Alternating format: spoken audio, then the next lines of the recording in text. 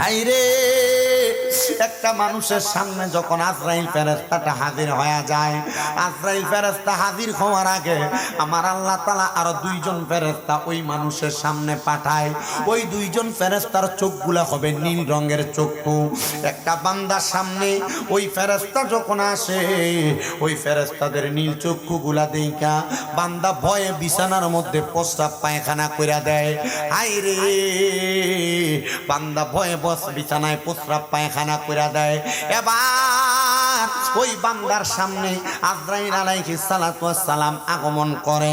আজরাইল আগমন করার সাথে সাথে বান্দা আজরাইলের সঙ্গে মুখ দিয়ে কথা বলার চেষ্টা করে। তখন আমার আল্লাহ তাআলা এই দুই চোয়ালের মাঝখানে বান্দার জিহ্বাটারে আটকায়া দেয়। বান্দা এবার চোখের ইশারা দিয়া বোঝানোর চেষ্টা করে, তখন বান্দার চোখগুলা উল্টায়া যায়। এ বান্দা তখন যখন মুখ দিয়ে কথা বলতে পারে না, চোখ দিয়ে ইশারা দিয়েও বোঝাইতে পারে না। এবার আজরাইলে বান্দার বুকের মধ্যে একটা থাবা দেয়। থাবাটা দেওয়ার সাথে সাথে বান্দার পায়ের রগগুলা ঠাস ঠাস করে ছিঁড়া যায়, হাতের রগগুলা ছিঁড়া যায়, ঘাড়ের সাহা রগগুলা ঠাস ঠাস করে ছিঁড়া যায়। এই বান্দা রক্ত আর চলাচল করতে পারে না। নাক এবং মুখের ছিদ্রগুলা খোলা থাকার কারণে বান্দার নাকে মুখে দিয়ে রক্ত বাইর হয়ে যায়। ও নবী গো, এমন কষ্ট পেয়ে যদি আমরা মারা যাই আমাদের কাছে তো ভালো লাগবে না। এমন কষ্ট পেয়ে যদি মারা যাই আমাদের কাছে তো আরাম লাগবে না। এমন কষ্ট পেয়ে মরতে চাই না। আমার নবী কয়, না রে উম্মত না, শুধু এমন কষ্ট না, এমন কষ্ট না। যখন তার রুহুটা কবজ করে একটা জীবিত ছাগলকে লটকাইয়া দিয়া জীবিত অবস্থায় চামড়াটা টাইনা টাইনা ছিললে ওই ছাগলটার যত কষ্ট হয়, একটা বান্দার শরীর থেকে আজরাইলে রুহুটা নেওয়ার সময় বান্দার তত কষ্ট হয়। হাইরে হাইরে, বান্দার রুহুটা যখন কবজ করা হয়, বান্দার রুহুটা কবজ করার পরে ওই রুহুটা নিয়ে যখন আজরাইল তাড়াতাড়ি হাইটা যায়, ওই বান্দার রুহু আজরাইলকে ডাক দিয়া বলে, এ আজরাইল, আমারে তুমি কেন এত তাড়াতাড়ি নিয়ে যাও? যদি জানতাম আমার আল্লাহ আমার জন্য কত আযাব রাখছে, কত গজব রাখছে, তাহলে তুমি আমার এত তাড়াতাড়ি নিয়ে যাইতা না। শুধু এমনে নেয় না রে, এমনে নেয় না।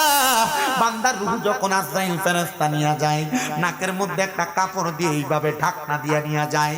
আসমানের দরজার মধ্যে যখন বান্দার রুহুটা নিয়ে যায়, আসমানের দরজার মধ্যে তাইকা থু থু করে 19 জন ফেরেশতা বান্দার দিকে থুতু নিক্ষেপ করে।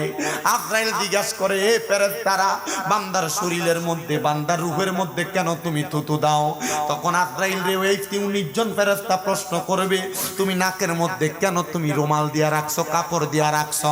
আজরাইল বলবে, এই বান্দা গুনাহ করতে করতে, হারাম খাইতে খাইতে, পরের হক খাইতে খাইতে, সুদ খাইতে খাইতে এই বান্দার রূহটা একটা দুর্গন্ধযুক্ত রূহ হয়ে গেছে। এই জন্য বান্দার রূহ দুর্গন্ধ আমার সহ্য হয় না। আমি আজরাইল এই জন্য আমার নাকে কাপড় লাগাইছি। এবার 19 জন ফেরেশতা বলবে, হায়রে, এই দুর্গন্ধযুক্ত রূহু আমাদেরও সহ্য হয় না, বিদায় আমরা তার শরীরের মধ্যে থুতু নিক্ষেপ করে। ও মুসলমান, নামাজ পড়ে না, দুনিয়াতে হারাম খায়, পরের হক মাইরা মাইরা খায়, সুদের টাকা খায়, ঘুষের টাকা খায়। আপনারা বলেন এমন ব্যক্তি আপনাদের কাঠুয়া মারা এলাকায় আছে না নাই? শুধু নাই না, নাই না, অভাব নাই, অভাব নাই, অভাব নাই, অভাব নাই। এই সুদখোর গুলারে আবার মানছে দৈরা নিয়া মসজিদের সভাপতি বানায়, দৈরা নিয়া মসজিদের সেক্রেটারি বানায়, এলাকার সর্দার মাতাব্বরির দায়িত্ব দেয়। কথা কন্যা ঠিক কিনে চা দোকানে বইয়া বইয়া লম্বা লম্বা কথাও কয় আবার এই সুদখোর গুলা। কথা কন্যা কে? ও মুসলমান,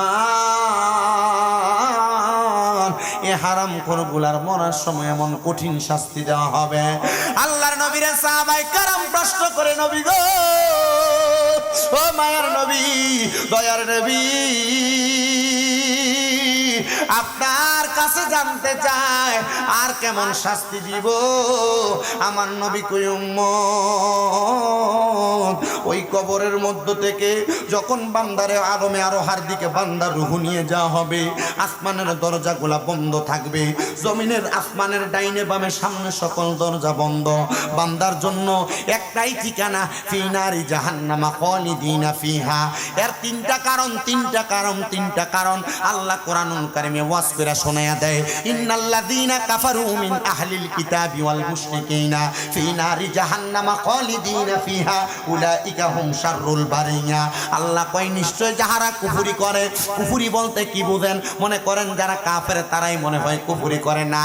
যারা চুরি করে জানে এটা চুরি করা গুনার কাজ, চুরি করা কুফরি। যারা জিনা ব্যভিচার করে এই জিনা ব্যভিচার করা কুফরি। যারা নামাজ পড়ে না তারা মনে করতেছে আমরা নামাজ পড়ি না, মনে হয় নরমাল চলতেছে। কিন্তু কেউ যদি মনে করে নামাজ না পড়লে গুনাহ হইটা আমি জানি, আল্লাহ আমার শাস্তি দিব, এই ভয় না কইরা কেউ যদি নামাজও ছাইরা দেয় এটাও কুফরি। ও মুসলমান, কুফরির মতো বড় বড় গুনাহগুলা করে। আল্লাহ কয় যারা মেন আহলিল কিতাব, এবং আহলে কিতাবের অন্তর্ভুক্ত বর্তমানে আহলে কিতাব পাওয়া যায় না। মুসা নবীর জামানা থেকে ঈসা নবী পর্যন্ত অনেক আহলে কিতাব ছিল। ওয়াল মুশরিকিনা, এবং যারা শিরিক করে মানে আল্লাহর সঙ্গে অংশীদারিত্ব করে, যারা মুশরিক বেঈমান। মুশরিক বলতে কারে বুঝেন? মুশরিক বলতে তারারে বোঝানো হয় যারা আল্লাহ ছাড়া কাউরে সেজদা দেয়, আল্লাহ ছাড়া কারোর কাছে মস্তক অবনত করে। আল্লাহ ছাড়া আছে না নাই? আছে না নাই? আল্লাহ ছাড়া কাউরে সেজদা দেওয়া যাবে না। আহলে সুন্নাত ওয়াল জামাতের আকীদা সেজদা পাওয়ার মালিক আল্লাহ। যারা মাজারে সেজদা দেয় এই ব্যক্তিগুলারে আপনারা ভালোবাসবেন না, মোহাব্বত করবেন না, মাজারে যাইবেন এটা আল্লাহ তাআলার পেয়ারা হাবিবের আদেশ। কিন্তু মাজারে যাইবেন জিয়ারতের উদ্দেশ্যে, সেজদা দেওয়ার কি কথা কয় না করে, সেজদা দেওয়ার উদ্দেশ্যে না। এ মুসলমান, আল্লাহ কইছে এই জন্য যারা কুফরি করে এবং আহলে কিতাব এবং যারা মুশরিক এদের জন্য ঠিকানা হইল ফি নারি জাহান্নামা খালিদিনা ফিহা, তারা চিরস্থায়ী জাহান্নামের বাসিন্দা। তারা কারা? আমার নবী আল্লাহর কোরআন থেকে কয় উলাইকা হুম শাররুল বারিয়া। তারা হইল দুনিয়ার সবচাইতে নিকৃষ্ট মানুষ, তারা হইল দুনিয়ার সবচাইতে বাজে মানুষ, তারা হইল দুনিয়ার সবচাইতে বাদ মানুষ। এবার সাহাবায়ে কেরাম কান্দে, ও মায়ের নবী গো, ও দয়ার নবীজি, আপনার কাছে জানতে চাই, আপনি নবী বলেন না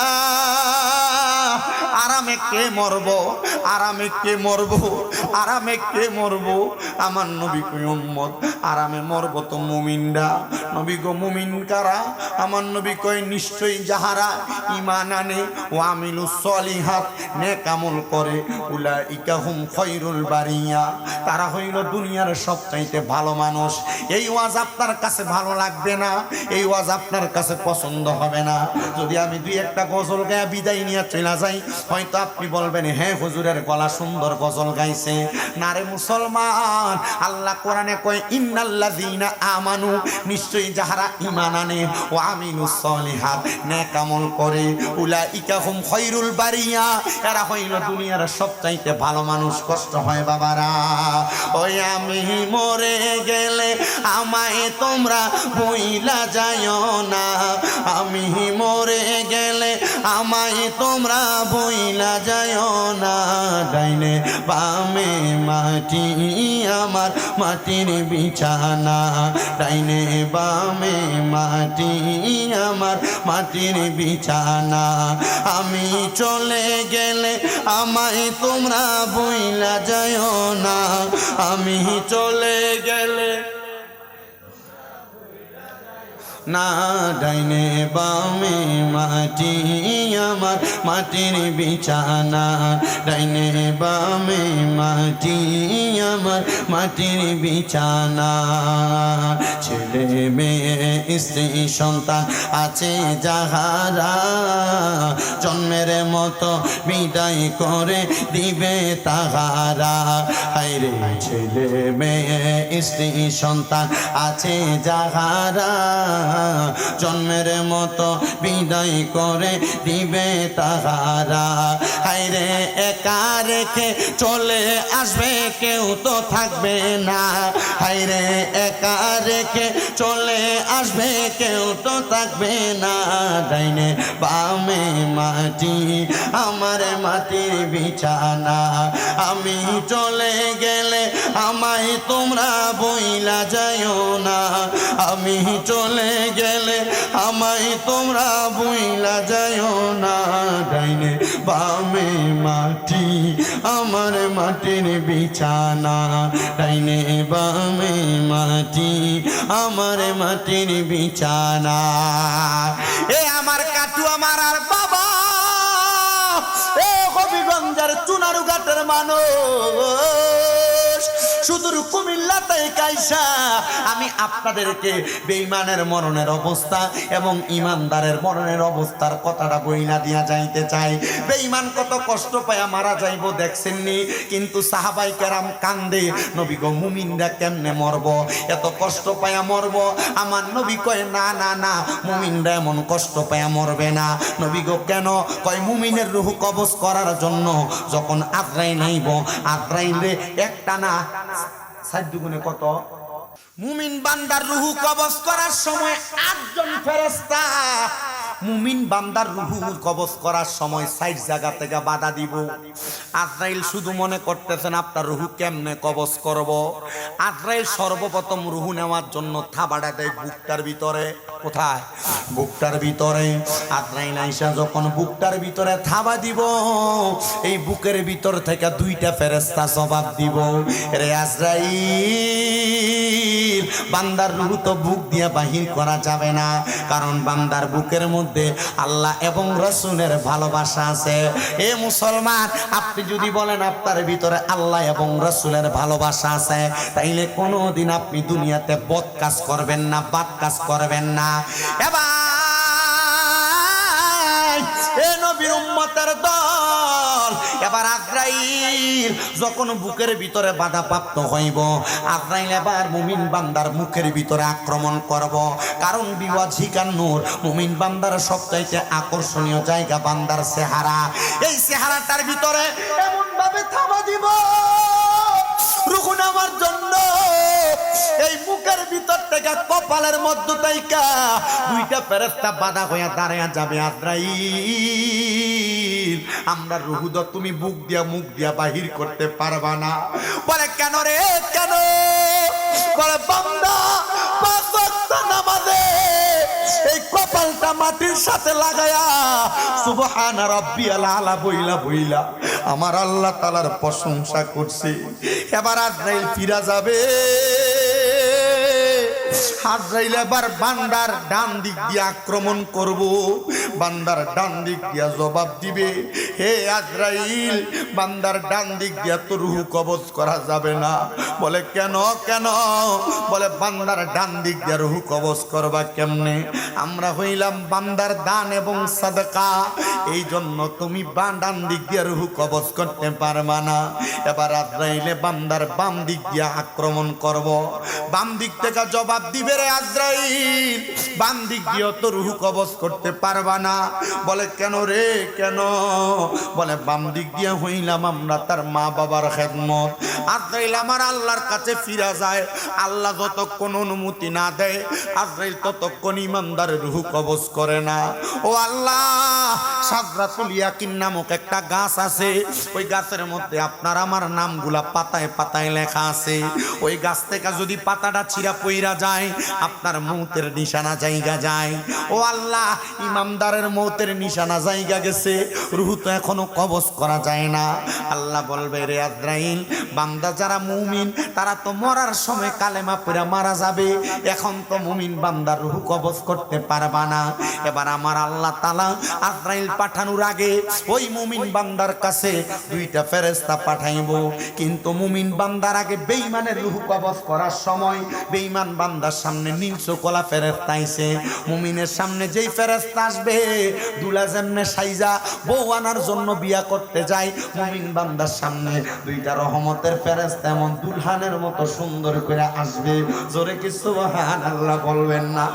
আমার কুমিল্লা আলিয়া মাদ্রাসার মুহাদ্দিস আব্দুর রাজ্জাক হুজুর যখন এই হাদিস আমরারে পড়ায়, হুজুর কান্দে। একটা হাদিস 3 দিন একটানা পড়াইছে, কান্দে আর কয়, হায় রে আল্লাহ, আমার রানী এমন মুমিনের মরণ দান করবনি, হায় রে আল্লাহ, আমরারে জানি এমন মুমিনের মরণ দান করবনি, যদি কষ্টের মরণ দেয় আমার শরীর থেকে চামড়াটি টাইনা টাইনা খুললে যে কষ্ট, এমন কষ্ট পামু। হুজুর আমরারে কয় বাবা আল্লাহর কাছে শুধু দোয়া করবা, আল্লাহ যেন আমার ইমানের সাথে মরণ দান করে, আল্লাহ যেন ইমানের সাথে মরণ দান করে।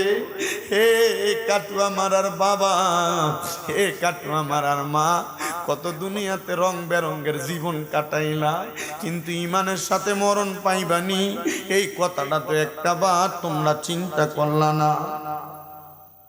এবার মুমিন বান্দার সামনে দুইটা ফেরেশতা মেশক আম্বরের আতর মুমিন বান্দার নাকের কাছে দিয়া দিব। ওই মেশক আম্বরের আতরের ঘ্রাণ পাইয়া মুমিন বান্দা ঘুমায়া যাবে। আরেকটা বান্দা মাথার মধ্যে হাত, আরেকটা ফেরেশতা বান্দার মাথার মধ্যে হাত বুলাইয়া দিবে। মুমিন বান্দা চক্ষু খুলবে, আল্লাহ বলবে রে আজরাইল, মুমিন বান্দা এখন চক্ষুটা খুলবে। মুমিন বান্দার জবান দিয়া কালিমা পড়বে, কালিমাটা যখন পড়বে মুমিন বান্দার মুখ দিয়ে একটা বাতাস বের হবে, বাতাসের মাধ্যমে মুমিন বান্দার রুহটা তুমি কবজ করে নিয়ে আসবা। হায় রে, আমি চিন্তা করলাম বাতাস যখন বের হবে, মুমিন বান্দার রুহু যখন আজরাইল হাতে নিবে, মুমিন বান্দার রুহুটা যখন হাতে নিবে, আজরাইল কেমন ভাবে হাতে নিয়ে রুহুটা রাখবে। আমার হুজুর কইতেছে আমরার দেশে এক জাতের মাছ আছে, যেই মাছটার নাম বাইং মাছ। আপনারা কিতা কইন ওটারে? হাতে ধরলে থাকে না, ছালি দিয়া ধরা লাগে, শক্ত কইরা ধরবার লাগা। হুজুর কয় মুমিন বান্দার রুহু যখন হাতে নিব রে, আজরাইল আস্তে আস্তে যাইব, মুমিন বান্দার রুহু জবাব দিব রে আজরাইল এত আস্তে কেন যাও? তুমি যদি জানতা আমার আল্লাহ তাআলা আমার জন্য কত বড় নিয়ামত জান্নাত রাখছে, তুমি তো এত আস্তে যাইতা না, আরো তাড়াতাড়ি যাইতা। অনুরূপ ভাবে তাকে দেখেন আগের বান্দা বেঈমানের রুহু যে নিছে, বেঈমানের রুহু নেওয়ার সময় বেঈমানের রুহুটা কইছিল এত তাড়াতাড়ি যাইস না, যদি জানতে আমার লাগা কত কষ্ট তাহলে তুই এত তাড়াতাড়ি যাইতি না। মুমিনের রুহু কয় তাড়াতাড়ি যাও, আমার জন্য আল্লাহ তাআলা নিয়ামত রাখছে। জোরে কন্যা সুবহান। লাশের লাইগা মসজিদের পাশে আমার কবর দিও, কইরায় আমার জায়গা হবে নি, আমার জায়গা হবে নি, আমার মরা লাশের লাইগা মসজিদের পাশে আমার কবর দিও, কইরায় আমার জায়গা হবে নি। আমি নিজে লিখছি এটা, একটু মহাব্বতে কইেন। এলাকাবাসী রে আমি তোমরার ছেলে সন্তান, কয়দিনের লাগিয়া, মরার পরে সবাই আমায় যাবে রে ভুলিয়া। ওরে কষ্ট হইল 3.5 হাত, কষ্ট হইল 3.5 হাত, মাটি দিও খুইরায় আমার জায়গা হবে নি, আমার জায়গা হবে নি, আমার মরা লাশের লাইগা মসজিদের পাশে, আমার মসজিদের পাশে আমার কবর দিও, কইরায় আমার জায়গা হবে নি। জগৎবাসী রে আমি যেদিন যামু মারা দুনিয়া ছাড়িয়া, রঙিন জামা কাপড় সবই নিবারে খুলিয়া, আরে সাদা মার্কিন কাপড় আমায় সাদা মার্কিন দিও রে পরাইয়া, আমার জায়গা হবে নি, আমার জায়গা হবে নি, আমার মরা লাশের লাইগা মসজিদের পাশে আমার কবর দিও, কইরায় আমার জায়গা হবে নি। জগৎবাসী রে আমি যেদিন যাব মারা দুনিয়া ছাড়িয়া, ভাই বন্ধু আত্মীয় স্বজন যাবে রে ভুলিয়া, জগতে বাসী রে আমি যেদিন যাব মারা দুনিয়া ছাড়িয়া, ভাই বন্ধু আত্মীয় স্বজন যাবে রে ভুলিয়া, তোমরা দুয়ার মাঝে শরীক তোমরা রে দুয়ার মাঝে শরীক রাখিও করিয়াই আমার জায়গা হবে নি, আমার জায়গা হবে নি, আমার মরা লাশের লাইগা মসজিদের পাশে আমার কবর দিও কইরাই আমার জায়গা হবে নি। এ মুসলমান, মরার পরে দোয়া ছাড়ার কিছু নাই, দোয়া ছাড়ার কিছু নাই, দোয়া ছাড়ার কিছু নাই। আমার ঘরের ভিতরে আপনাদের রিপন হুজুর কয়, হুজুর আমরা মাহফিলটা নিশ্চিন্তে করতে পারি। আমরা এই মাহফিলের মাইক এবং প্যান্ডেলগুলো একজনের ফ্যামিলির লোকরাই দিয়া দিত। উনি মারা যাওয়ার পরে ওনার সন্তানরা কইছে আমরার বাপ মারা গেছে, আমরাই তো একা দিয়া দিব, আমরার বাপেরটা আমরা ধরে রাখতাম। আমি জানি না তারা কতদিন পর্যন্ত এটা ধরে রাখতে পারবে। আমি এমন যাদের মা হারা বাবা হারা, তোমরার কাছে বলবো তোমরার মা বাপ কবর থেকে তোমরার কাছে কিছু চায় না, এমন কয়েকটা বালা বালা কাম চায়। এবার মুমিন মুসলমানের মরণ মরণ মরণ রুহুটা কইব আমার এত তাড়াতাড়ি নিয়ে যাস না, আমার আল্লাহ তো আমার জন্য নিয়ামত রেডি করে রাখছে।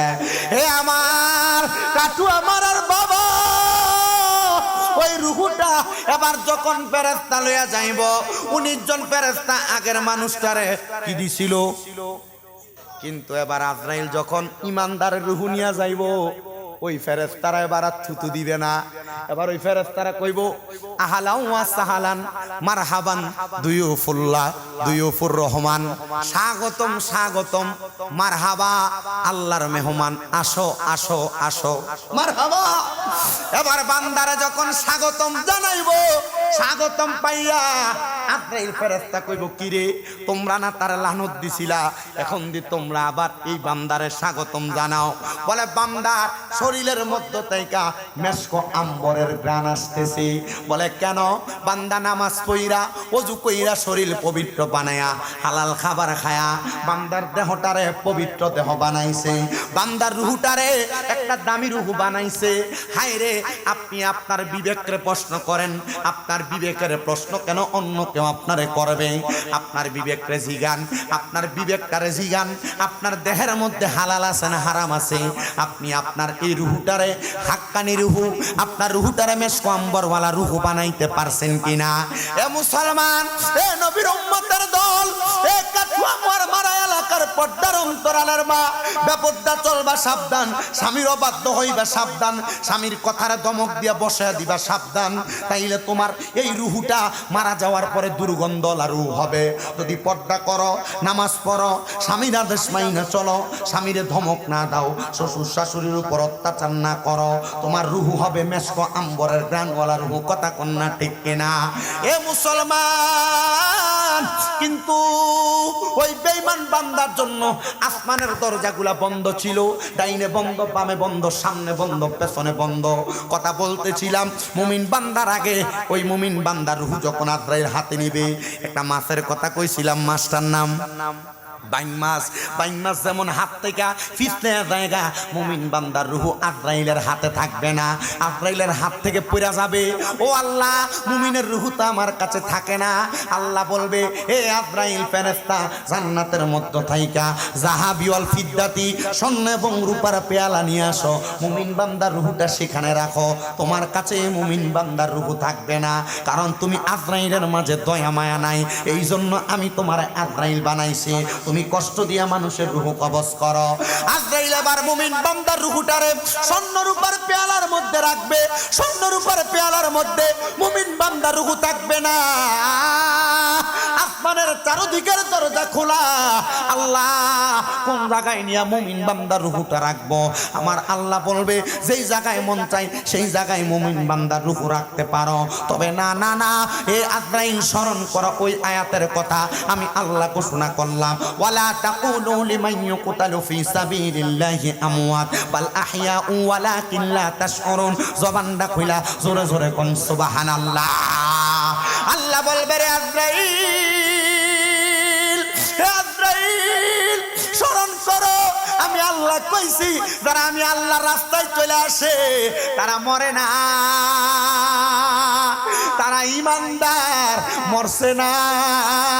আমি না কইছি বাল আহিয়াগুন, তারা জিন্দা। তাদেরকে যারা মরা বলে ওয়ালাকিন লা তাশউরুন, এরা নির্বোধ, এরা বোকা, এরা বোঝে না। নাসিরউদ্দিন সিফা সালার মরে নাই, মরে নাই, মরে নাই। যদি মইরা যাইতো উত্তরে দক্ষিণে মাটি দেওয়ার পর ঠাডা মাইরা পুষবে, আর পশ্চিমে হইতো না। বড় বড় অলিরা মরে নাই, এরা মরে নাই, মরে নাই। এরা এদের মাজারের মধ্যে, রওজার মধ্যে আল্লাহ তাআলার ইবাদত করে।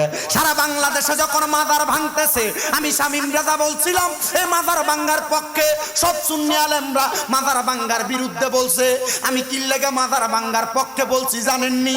আমি চিন্তা করছি, হাই রে, মাজার তো তারা ভাঙ্গে না, উপরের আস্তরণে না ভাঙ্গে। আমি কইছিলাম মারকুট যদি হইয়া থাকস, মাজারের একবারে নিচ পর্যন্ত ভাঙ্গা দেখা। যেই জায়গায় যাইবি, যদি আল্লাহর ওলি সত্য হয়, হক হয়, ওই জায়গায় জিন্দা পাবি, তাজা পাবি। পুরাটা ভাঙ্গে নাই, পুরাটা ভাঙ্গে নাই, পুরাটা ভাঙ্গে নাই। ভাঙলে পাইতা মজা। ভাঙতে থাক, ভাঙতে থাক, ভাঙতে ভাঙতে শেষে যায় বুঝতে পারবে আল্লাহর ওলিরা কেমন ধন, আল্লাহর ওলিরা কেমন ধন। পরে দেখলাম আর মাজার দ্বারা ভাঙছে, এরাই আবার একদল আরেক দলের লগে আইটি লাগছে। কথা কন্যা ঠিক কিনা? আমার কথা হলো, ইসলাম প্রচার করেন, মারামারি কেন করেন? দ্বন্দ্ব কেন করেন? সুন্নিরা তো মারামারি করে না, দ্বন্দ্ব করে না। আপনারা মাত্র দুই দলে ভাগ হইছেন। আমরা সুন্নিদের দলের ভাগের অভাব নাই। দরবার আলাদা, কত দরবার, কত পীর সাহেবের মুরিদ আলাদা। কিন্তু কেউ তো কোনো পীরের মুরিদের লগে মারামারি আর ফিডাফিডি করে না। করব কেমনে? তারা জানে দরবার যদিও একটা আলাদা, রসুনের কোষগুলা সরায়া সরায়া থাকে, নিচের দিক দিয়া মিল থাকে। আমরার মূল হইল মুহাম্মাদুর রাসূলুল্লাহ। জবান খুলে জোরে জোরে বলেন সুবহানাল্লাহ। ওরে মদিনারো পাক মাটিতে আমার নূরের নবী শুইয়া কান্দে রে। আমরা সবাই যাইতে পাগলে, আমরা সবাই যাইতে পাগলে ওই মদিনা মুনাওয়ারা। তোমরা যদি যাও গো মদিনা, বলেন সালাত সালাম জানাই, দুরূদ সালাম জানাই নবীজির দরবারে। নবী গো আমরা গুনাহগারে। আমরা দরবার আলাদা, আমরার মূল সেন্টার সোনার মদিনা। মুমিন বান্দার রুহুটা ফিরাইয়া দিব। মুমিন বান্দার রুহু কবরে শান্তি পাইব। কিন্তু কবর তাইকা বড় মারাত্মক হাসরের ময়দান। আপনারা জানেন কিনা জানি না, দুনিয়ার জমিনে কোনো মানুষ যদি কোনো মানুষের বিন্দু পরিমাণ সম্পদ দখল করে, জমি দখল করে, ওই মানুষটা কবরে যাওয়ার পর কত হুজুররা হাদিস কয় কবরের মাটি তারে সাপ দিব। ওই কবরের মাটি কবরে সাপ দিত না, এই কবরের মাফে মাফে হাসরের ময়দানের মধ্যে আমার আল্লাহ তাআলা বান্দাটারে কবরের ভিতরে ঢুকাইব। ওই কবরে ঢুকাইয়া রে এমন জোরে জোরে হাসরের ময়দানে চাপ দিব, ডান দিকের চারটা হাড্ডি ভাঙ্গা ভাঙ্গা বাম দিক দিয়া ঢুকবো, বাম দিকের হাড্ডি গুলা ভাঙ্গা ভাঙ্গা ডান দিক দিয়া ঢুকবো। এত জ্বালা, এত কষ্ট, এত মারাত্মক যন্ত্রণা। এই যন্ত্রণা কেমনে তুমি কবরে সহ্য করবা? হে কাঠুয়া মারার বাবারা, হে কাঠুয়া মোড়ার যুবক, হে কাঠুয়া মোড়ার বাবা, হাসরের ময়দান শুধু এমন হবে না। নবী আমার কয় তামা যেমন তামার চাইতে উত্তপ্ত হাসরের ময়দান। পাওটাও তো রাখতে পারবে না, মাত্র 4 আঙ্গুল নিচে 12 সূর্যের তাপ একটার উপরে একটা হাসরের ময়দানে দিতে থাকবে। নারী বলো পুরুষ বলো সবাই উলঙ্গ আসমানের দিকে তাকায়া থাকবে। এরা তাকায়া তাকায়া শুধু চিন্তা করবে, হায় আফসোস আমরা কোথায় দাঁড়াইলাম। ওই হাসরের ময়দানে আরো মারাত্মক অবস্থা। মানুষগুলা যখন হাসরের ময়দানে যাবে, কারণ এই নাভি পর্যন্ত ঘাম থাকবে, ঘামের সাগরে হাঁটবে। কারণ কারোর বুক পরিমাণ থাকবে, কেউ ঘামের সাগরের মধ্যে সাঁতার কাটবে। হাসরের ময়দান বড় মারাত্মক ভয়ঙ্কর জায়গা। ওই জায়গার মধ্যে কোনো মানুষ উপায় পাবে না। কিন্তু যারা আখিরি নবীর উম্মত, আখিরি নবীর কথাগুলা মাইনা চলছে, নবী কয় হাসরের ময়দানে একটা পতাকা থাকবে যার নাম হলো লেওয়ায়ে হামদ। ওই লেওয়ায়ে হামদ নামক একটা পতাকা থাকবে। নবী আমার কই লেওয়ায়ে হামদের পতাকার মালিক আমার আল্লাহ, আমি নবীরে বানাইছে। এই লেওয়ায়ে হামদের পতাকাটা আমার নবী কয় পুরা হাসরের ময়দানের মানুষের উপরে 12 সূর্যের তাপ পড়বে, আর মানুষ তাকায় দেখবে আমি নবীজির মাথা মুবারকের উপরে লেওয়ায়ে হামদের পতাকাটা। সবাই আইসা আমি নবীজির পতাকার তলে ঢুকতে চাইবে, সবাই ঢুকতে পারবে না।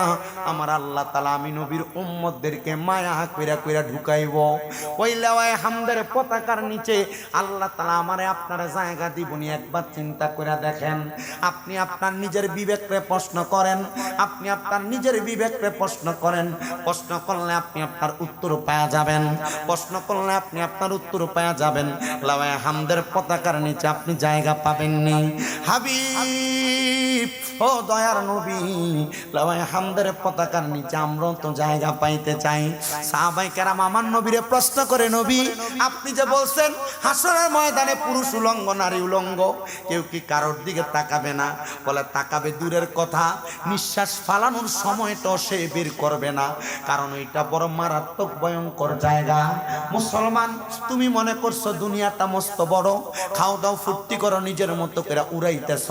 মা বোনেরা মনে করছে স্বামীরে ধমক দিয়া কথা বলো, মা বোনেরা মনে করছে শ্বশুর শাশুড়িরে মার মতো মনে না কইরা আপনি যে তাদের সঙ্গে খারাপ ব্যবহার করতেছেন। আপনারা যে মনে করছেন ব্যাপারটা ভাবে চুনারুঘাটের বাজারে যায়া, ব্যাপারটা ভাবে রানীগাঁওয়ের পার্কে যে ঘুরা বেড়ায়া আপনি আপনারা স্বাধীন মনে করছেন। কবরে গেলে বাঁচবেন না, কবরে কঠিন শাস্তি কঠিন আযাব হবে স্বামীর অবাধ্য হওয়ার কারণে, বেনামাজি হওয়ার কারণে। এ মা আপনাদের সবার কাছে আবদার, যদি জান্নাতে যাইতে চান, কবরে শান্তি চান, 4টা কর্ম করেন। 1 নাম্বার নামাজ, 2 নাম্বার পর্দা, 3 নাম্বার রোজা, 4 নাম্বার আপনার স্বামীর আদেশ মাইনা চলবেন। বর্তমানের অনেক মহিলারা স্বামীর আদেশটা মাইনা চলতে চায় না। স্বামী যদি কয় এই দিকে, মহিলা যায় ওই দিকে। মার্কেটে যাইতে স্বামী নিজেও চিন্তা করে না বউ কতবার মার্কেটে যায়। এ জামাইরা তোমরা যারা নিজের বউরে বেপরদা ছেড়া দাও, তুমি থাকো আজাইরা, তোমার বউ হইয়া যায় বাজাইরা। না না না, এমন কর্ম কইরা তুমি তোমার বউরে বাজাইরা বানাইয়া নিজে জাহান্নামে যাইবা। আর অনেক বেরিয়া জামাই যদি 1000বার মানা করে বাজারে যাওয়া বন্ধ করে না। মনে রাখবা গো মা, মনে রাখবা, কবরে শান্তি চাইলে স্বামীর আদেশ মাইনা চইন। আমার নবী কয় কোনো মহিলা তার স্বামীর আদেশ ছাড়া বাবার বাড়িতেও যাইতে পারবে না। আর আপনার বউ বাবার বাড়ি দূরের কথা, যেখানে ইচ্ছা সেখানেই নিজের ইচ্ছা মতো চইলা যায়। ওই কবরে ভয় করো, ওই হাসরকে ভয় করো। পুরুষ বলো নারী বলো সবাই কাঠুয়া মারার বাবা আর কোনোদিন তোমাদের কাছে আসবো কিনা জানি না। আমি তোমাদেরকে আমি আমার কথাগুলা তোমাদেরকে বুঝিয়ে দিতে চাই। যদি আমি আমার কথাগুলা তোমাদেরকে না বইলা দিয়া যাই, আল্লাহ কাল কিয়ামতের ময়দানে আমার জিহ্বাটা কাটবে হাসরের ময়দানে। এই জন্য বলি রে বাবা, যে যেখানে থাকেন না কেন মনোযোগ দিয়া শোনেন। মুমিন বান্দার সর্বশেষ হাসরের ময়দান কায়েম হওয়ার পরে ঠিকানাটা কি জানেননি? সাহাবায়ে কেরাম কয় নবী কি ঠিকানা? আমার নবী কয় মুমিন বান্দার ঠিকানা হইল ওমা আল্লাহ যেন কবুল করে, জোরে কোন আমিন। এবার আল্লাহর নবী রাহমাতুল লিল আলামিন নবী, সাহাবায়ে কেরাম কয় নবী গো মুমিন রে কি পুরস্কার দিব? আমার নবী ডাক দিয়া কয় জাযাউহুম ইনদা রাব্বিহিম জান্নাতু আদনিন তাজরি মিন তাহতিহাল আনহার, আল আনহারু খালিদিনা ফিহা আবাদা রাদিয়াল্লাহু আনহুম ওয়া রাদু আন যালিকা লিমান খশিয়া রাব্বা। জবান খুলে জোরে জোরে পড়েন আল্লাহু আকবার। আমার নবী আল্লাহর কোরআন থেকে শোনায় দেয়, জাযাউহুম ইনদা রাব্বিহিম, আমার আল্লাহর পক্ষ থেকে তাদেরকে পুরস্কার দেওয়া হবে, জাযা দেওয়া হবে, প্রতিদান দেওয়া হবে। জান্নাতুল আদন, ওই পুরস্কারটার নাম হলো জান্নাতুল আদন। সাহাবায়ে কেরাম কয়, নবী গো, জান্নাতুল আদনটা আবার দেখতে কেমন? আমার নবী কয়, তাজিরি, বড় সুন্দর। সুবহানাল্লাহ কন্যা। আমার নবী কয়, তাজিরি, বড় সুন্দর, তাহতিহাল আনহার, ওই জান্নাতের নিচে দিয়ে একটা নদী প্রবাহিত হবে। ওই নদীর মধ্যে আমার আল্লাহ তাআলা 4 প্রকারের মজার মজার পানি রাখবো। একটা কাউসারের পানি, একটা সারাবান তাহুরা, আর একটা জান্নাতের দুধ, আর একটা জান্নাতের মধু। ওই পানি আবার 4 প্রকারের মানুষ পান করব। ওইদিকে বাড়াইলাম না ওয়াজটা। হে বাবারা, হে বন্ধুরা, মনোযোগ দিয়া বয়ানটা শ্রবণ করো। শেষ সময় আল্লাহর নবী রে সাহাবায়ে কেরাম কয়, নবী গো, ওই জান্নাতের মধ্যে মুমিনরা কতদিন থাকবো? আমার নবী কয়, ওই জান্নাতের মধ্যে মুমিনরা থাকবো খালিদিনা ফিহা, চিরস্থায়ী বাসিন্দা হয়ে থাকবো। কিন্তু ফিহার পরে একটা শব্দ লাগাইছে, আবাদা। আমার নবী ডাক দিয়া কয়, উম্মত, আমার আল্লাহ আবাদা কেন দিছে জানোনি? আমার আল্লাহ কইছে, এরা জান্নাত থেকে বের হতে চাইবে না। এত মজা, কি লাগা বাইর হইতে চাইতো না জানোনি? উম্মতে মুহাম্মদীর জন্য জান্নাতের ভিতরে আল্লাহ তাআলা সর্বনিম্ন 40টা করে হুর রাখছে বউ হিসাবে। সুবহানাল্লাহ। জোরে কয়টা বউ দিব জান্নাতে? 40টা। অনকালা কয়টা? তবে শর্ত হইল, ঘরের বউটা থাকতে অন্য কোন বউয়ের দিকে চোখ দেওয়া যাইতো না। পোলাপান বিয়ার আগে অন্য কোন মাইয়ার দিকে চোখ দেওয়া যাইতো না। জান্নাতে গেলে বউ পাইবা 40টা। আবার কেউ যদি দুনিয়ার জমিনে তার বউরে গালি না দেন এবং না মারে, গালি না দেয় এবং দেখতেছেনি, এই ও যদি কোন জামাই কোনদিন তার বউরে না মারে এবং গালি না দেয়, আল্লাহর নবী কয়, ওই জামাই লেগে বইব 70টা। কয়টা? কয় না কয়টা? ওই জামাই কবরে গেলে বউ পাইব 70টা। আমার নবী যখন এই কথা কইছে, পর্দার আড়াল থেকে মহিলারা কান্নার আওয়াজ শুনে আমার নবী কয়, কি গো মহিলারা কান্দ কেন?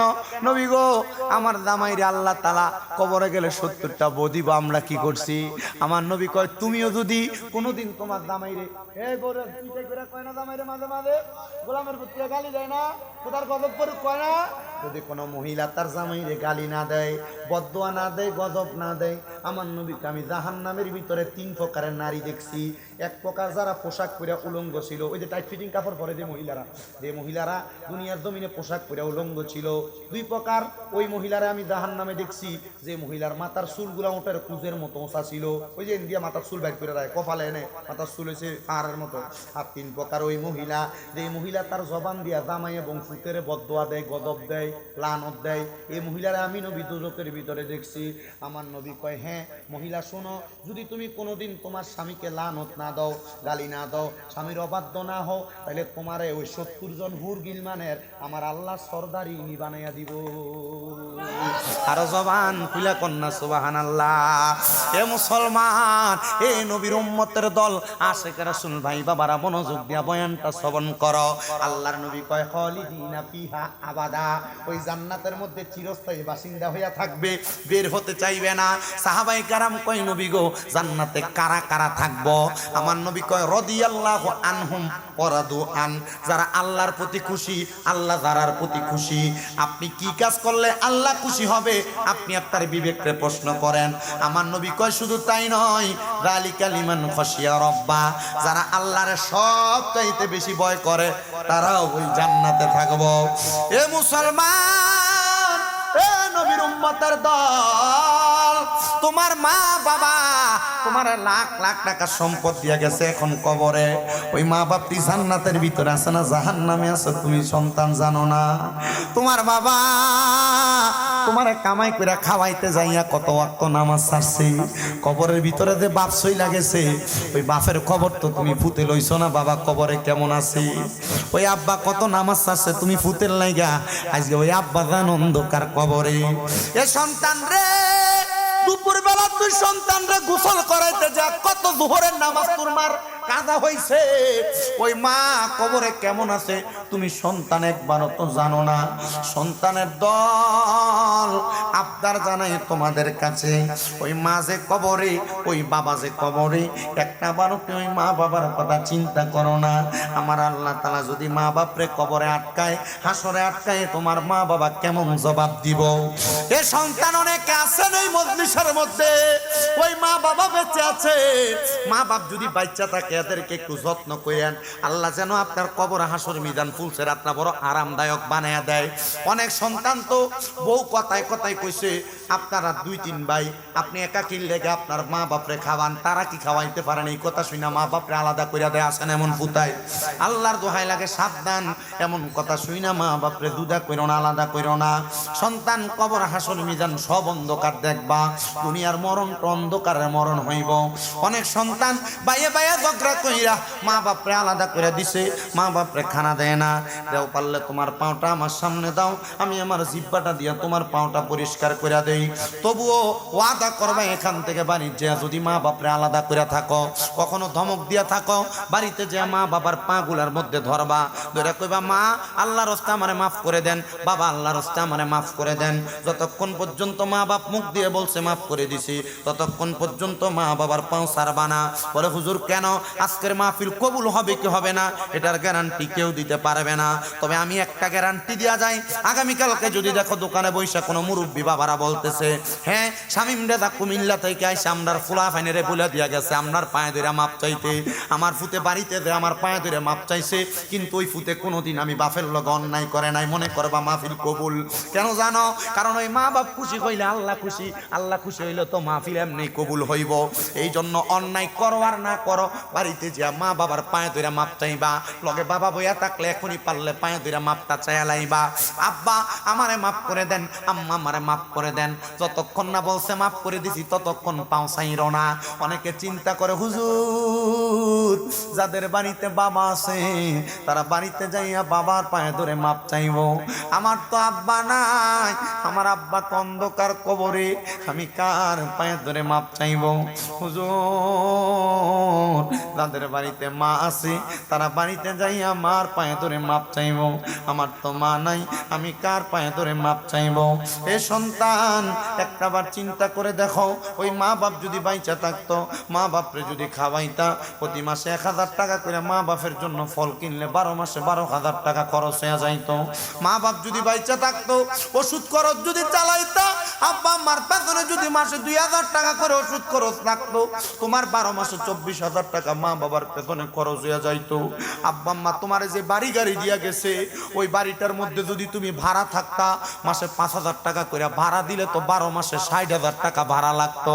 মা বাপ কবরে শুয়া রয়েছে, তোমার কাছে ভাড়াও চায় না, খানাও চায় না, টাকাও চায় না, পয়সাও চায় না।